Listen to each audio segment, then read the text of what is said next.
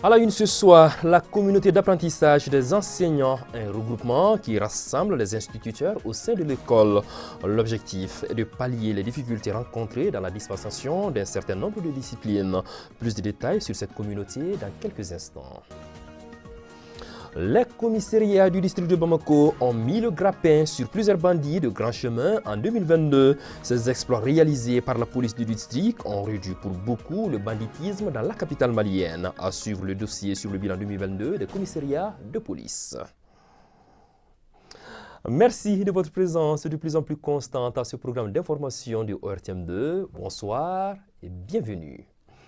Remise de 300 kits scolaires à 77 établissements de Sénou et environnants en commune 6 du district de Bamako. Cette action humanitaire est à l'actif du Rassemblement malien pour la promotion de la jeunesse. Elle vise à soulager la souffrance des familles démunies pour le reste de l'année scolaire 2022-2023. Fatmata Diallo. Soutenir et aider les plus nécessiteux dans la société sont des gestes de solidarité. Le mouvement malien pour la promotion de la jeunesse RMPJ l'a compris et en a fait sa mission pour l'épanouissement des enfants provenant des familles démunies. Le mouvement offre au total 300 kits scolaires aux enfants de 77 établissements de plusieurs quartiers de la commune 6. La rencontre a pour objectif aujourd'hui de remettre des kits scolaires aux enfants dans des familles démunies. Ces enfants-là vont bénéficier des kits scolaires aujourd'hui. 300 enfants qui vont venir des écoles de Sénou, Banangoro, Serakoro, et puis Tchatoula et puis Misalabougou. Et donc ici, les enfants dont les familles sont devenues, et nous comptons aussi élargir ce programme à travers les enfants qui vont dans les écoles secondaires et qui n'ont pas les moyens. Vu que notre quartier n'a pas d'école secondaire publique. Donc on voulait élargir ce programme pour que ces enfants-là puissent avoir les moyens nécessaires pour aller à l'école. Comme d'habitude, ça c'est la 4e édition. C'est-à-dire depuis 2006, nous sommes sur ce volet. Tantôt c'est pour les écoles, tantôt c'est pour les élèves, pour les citoyens lambda. C'est-à-dire de faire comme nous. C'est-à-dire nous, les peu qu'on a, on arrive à partager avec nos sœurs et frères. Un geste largement salué par les bénéficiaires. Des bénéficiaires qui souhaitent la pérennisation de cette activité. On est fiers vraiment de l'association qui a pensé aux enfants démunis.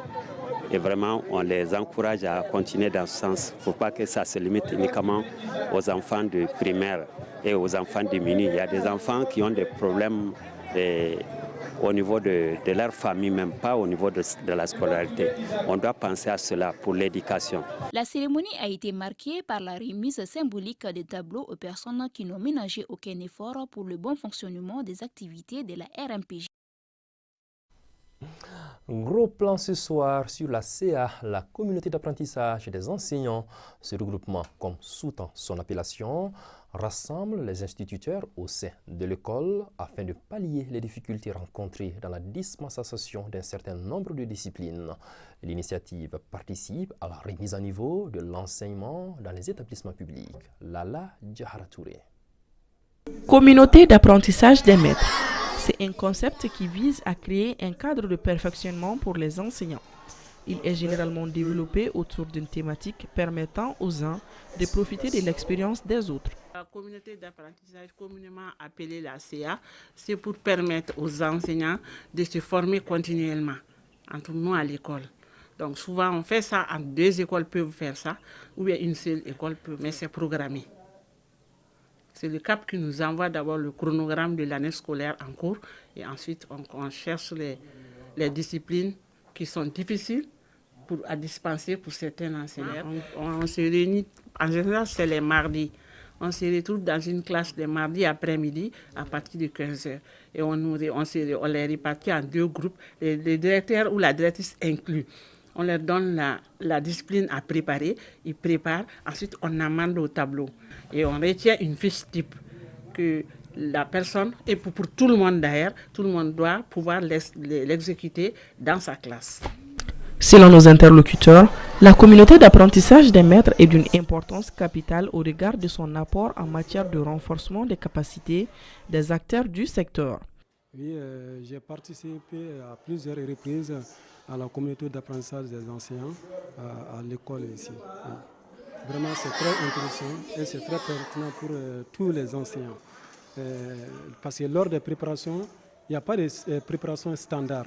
À chaque fois, on réactualise et ça aide aussi l'ancien qui est chargé de préparer, vraiment de corriger certaines difficultés dans sa préparation, ainsi que les autres aussi.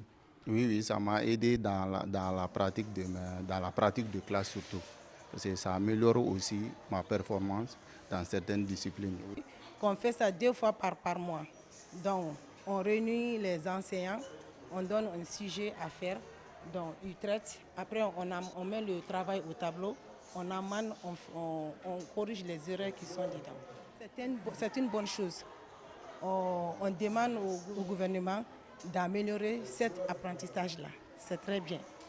Le concept assure ce qu'on pourrait appeler la formation continue des enseignants. Voilà pourquoi elle se tient de façon périodique, conformément à un calendrier bien établi, prenant en compte les emplois de temps officiels. Vous vous en souvenez sans doute, le mardi 9 août 2022, aux environs de 16h, des bandits armés sur 2 motos ont cassé la vitre arrière d'une voiture en emportant la somme de 45 millions de francs CFA. La vidéo du braquage a fait à l'époque le tour des réseaux sociaux. Eh bien, tenez-vous bien, grâce aux efforts des commissariats de la capitale, ces malfrats ont pu être arrêtés. Cet exploit réalisé par les commissariats de police qui est venu s'ajouter à d'autres en 2022 a grandement participé à la réduction du banditisme dans la capitale par rapport à l'année 2021. Le bilan de l'année 2022 en matière de sécurisation de la capitale par la police, c'est le grand format de ce dimanche et c'est signé Modibo Sidibé et Moussa Kamara. L'année 2022 qui vient de finir aura été une année particulière pour notre pays. Une année marquée par des défis, surtout d'ordre sécuritaire. En ce sens, d'énormes progrès ont été faits grâce à nos autorités. Ainsi, au niveau du district de Bamako, l'insécurité qui prenait de l'ampleur a été prise au sérieux par les différents commissariats, des efforts qui ont permis de procéder à de nombreuses arrestations. À cet effet, le bilan 2022 de la direction régionale de la police du district de Bamako s'affiche comme suit. Eu a effectué courant l'année 2022 34 descentes de patrouille et avec un effectif déployé de 4779 policiers.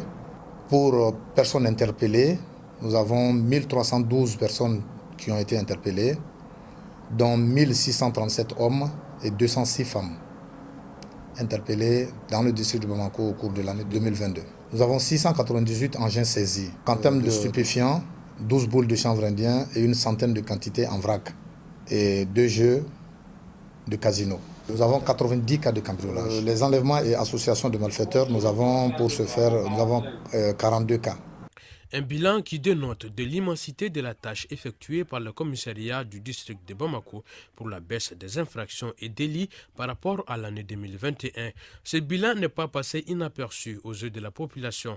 Elle assure ne plus être inquiétée comme avant par les malfrats. Nous réjouissons vraiment de l'effort que nos forces de la sécurité et de défense sont en train de mener. Parce que déjà, même pour mener nos activités de boxe, nous avons vraiment apprécié la qualité, le professionnalisme dans leur travail. Et du point de vue sécurité dans la ville, nous savons qu'il y a toujours des patrouilles pour vraiment essayer de sécuriser les Maliens. Ceci étant, tentatives de braquage, abus de confiance et escroquerie sont là les délits les plus récurrents auxquels le commissariat de la capitale ont fait face en 2022. Deux autres faits jusque-là méconnus du public ont connu une nette augmentation durant l'année écoulée, à savoir l'apologie du terrorisme et les menaces de mort. C'est une infraction, il faut dire, qui était très peu connue dans nos juridictions, du fait que très peu de Maliens s'apprêtaient à la commission de cette infraction relative au terrorisme. Mais aujourd'hui, du fait du terrorisme, nous avons connu courant l'année 2022 12 cas d'apologie de terrorisme. Donc ce qui est pour nous, en tout cas, sécurité publique, un chiffre élevé. Et nous tenons à faire en sorte, de par les sensibilisations, que nous puissions prendre le dessus sur cette infraction. Dans cette lutte contre l'insécurité à Bamako, certains commissariats, de par leurs efforts, se sont démarqués du lot en neutralisant des malfrats qui, à un moment donné, faisaient la une des réseaux sociaux. Vous me permettrez de remercier, comme je le dis, l'ensemble des commissariats, mais plus spécifiquement ces commissariats-là, qui ont vraiment donné le meilleur d'eux-mêmes afin que les populations puissent normalement vaquer à leurs occupations. Le 2 février 2022, le commissariat du 4e arrondissement a procédé à l'interpellation de 4 personnes pour vol de 14 véhicules. Le 6 mars, les mêmes limiers du 4e arrondissement ont eu à procéder à l'interpellation de 3 autres personnes dont le modus operandi était axé sur les véhicules Mercedes.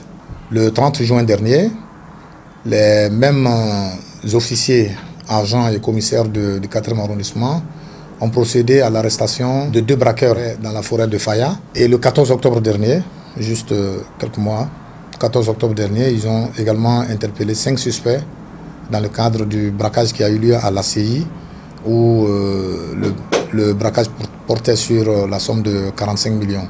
Une vidéo qui était sur les réseaux sociaux. Pour cette nouvelle année, l'un des objectifs du ministère en charge de la sécurité est d'instaurer définitivement le concept de police de proximité à travers la police nationale.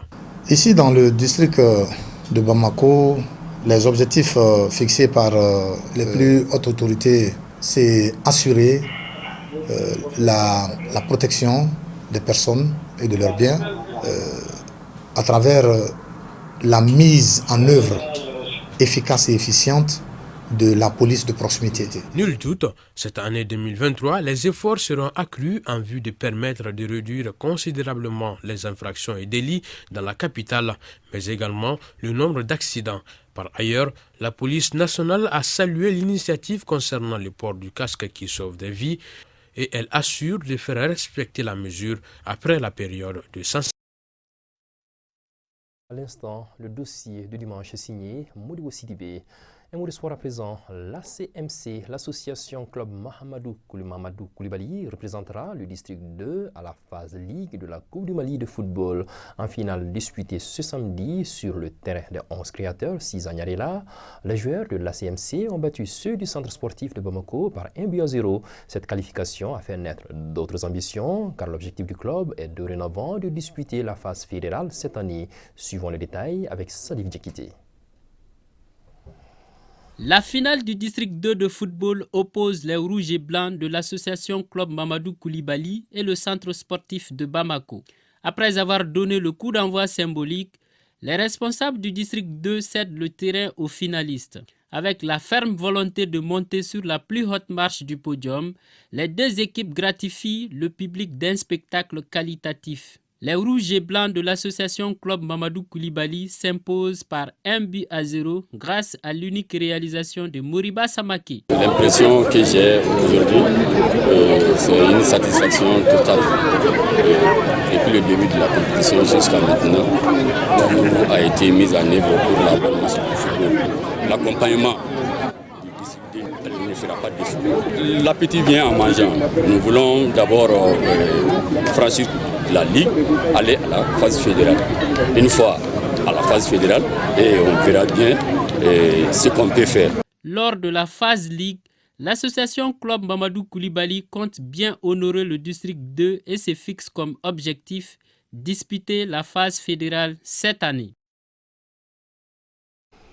Le terrain de foot de Faladier a servi cette fois-ci de cadre pour la 2e édition de Soccer Star, un match de foot gala. Cette initiative est de Gundo Corporation. Devant une foule nombreuse, U23 a battu la commune 6. Mahamadou Amar nous fait le compte-rendu. Pour renforcer la cohésion sociale entre la couche juvénile de la commune 6 du district de Bamako, l'agence de communication Gundo Corporation jette son dévolu sur le sport roi, à savoir le football. L'initiative est à sa 2e édition. Je pense que cette 2e édition, c'est un événement qui a été réussi, c'est un événement qui s'est bien déroulé. Maintenant, nous prions Allah pour qu'il y ait, Inch'Allah, une 3e édition. Cette jeunesse-là, je peux dire que c'est mes enfants. Donc, en les voyant organiser les matchs comme ça, là, ça fait quelques années qu'ils font ça. Donc, pour ne pas les accompagner, pour les encourager à pérenniser l'activité-là comme il se doit. L'édition 2022 de Soccer Star oppose I-23 et la commune 6. D'entrée, I-23 en bleu domine les 6 jeux du jour et inscrit le seul but de la première période à la 15e minute. En seconde période, l'équipe de la commune 6 souffle le vent de la révolution et établit la parité. Cependant, les bleus de I-23 ne doutent pas, reviennent sur les bases de la première période et marquent 2 fois. Score final, 3 buts à 1. Et puis, point Covid, avant de boucler cette édition sur 187 tests réalisés, 0 cas positif, aucun cas positif, aucun guéri, aucun décès n'a été enregistré ce jour 8 janvier 2023. Pour vous protéger et protéger les autres, suivez les mesures de prévention et faites-vous vacciner. Voilà, c'est l'essentiel qu'il fallait retenir de cette édition dominicale. Merci de l'avoir suivi. Prochain cap des infos sur RTM2, c'est demain à partir de 12h30. D'ici là, portez-vous bien et je vous souhaite une très belle entame de semaine.